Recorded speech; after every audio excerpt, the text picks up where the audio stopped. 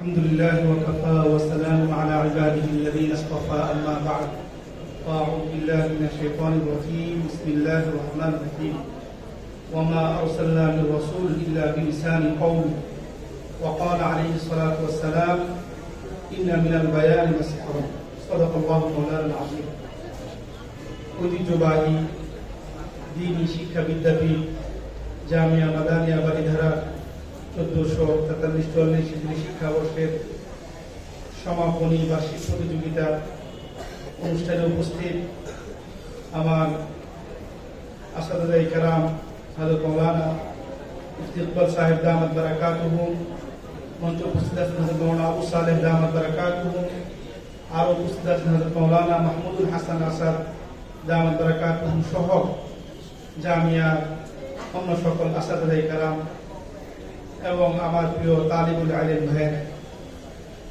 আল্লাহ রাব্বুল আলামিনের লাখো কোটি শুকরিয়া আদায় করছি যিনি আমাদের সকলকে হাঁটি হাঁটি পা পা করে 2023 সালের বাংলা বক্তৃতা প্রশিক্ষণ মজলিসের কার্যক্রম শুরু করে আজকের এই শেষ প্রান্তে আমাদেরকে উপনীত করেছে।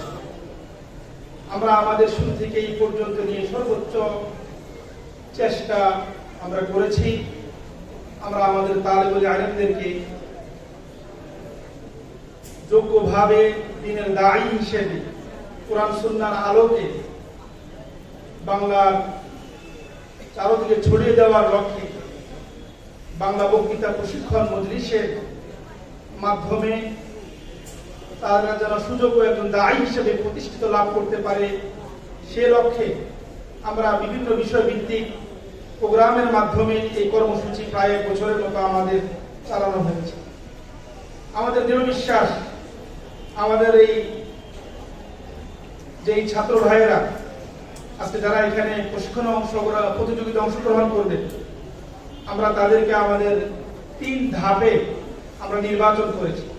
প্রথম ধাপে বিভিন্ন গ্রুপ থেকে বাছাই করা হয়েছে, এরপর দ্বিতীয় ধাপে আবার বাছাই করে তৃতীয় ধাপে ক এবং খ 7 জন করে আমরা 14 জন নির্বাচন করেছি।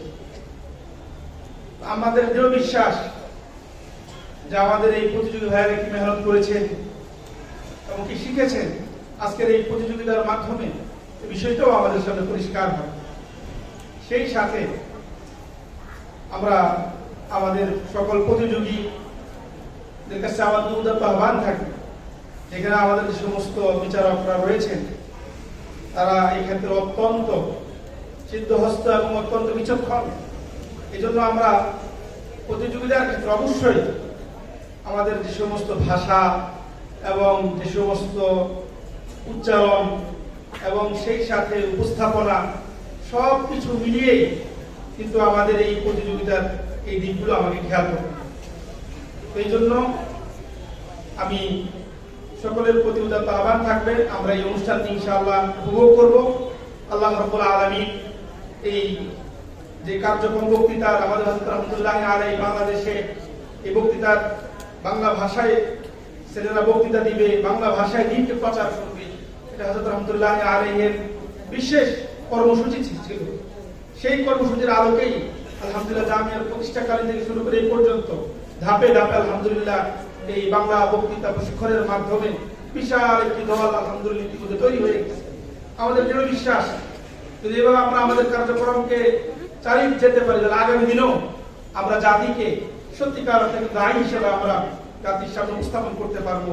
আল্লাহ রাব্বুল আলামিন আমাদের এই সকল প্রতিযোগী ভাইদেরকে আগামী দিনের জাতির একজন সঠিক দায়ী হিসেবে আল্লাহ তাআলা কবুল করুন এবং আমাদেরকে এই তালিবুল ইলমদের খেদমতে নিয়োজিত রেখে আল্লাহ রাব্বুল আলামিন আমাদের এবং সকলকে আল্লাহ তাআলা কবুল করুন। এই বলে আমি আমার সংক্ষিপ্ত আলোচনা এখানে শেষ করছি। ওয়া আখিরু দাওয়ানা আলহামদুলিল্লাহি রাব্বিল আলামিন।